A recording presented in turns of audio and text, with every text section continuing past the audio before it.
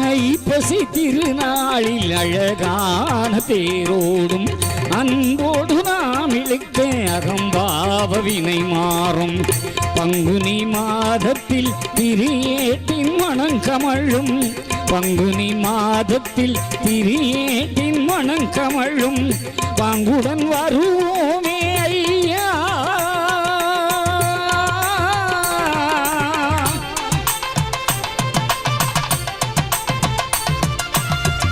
பங்குடன் வருவோமே ஐயா.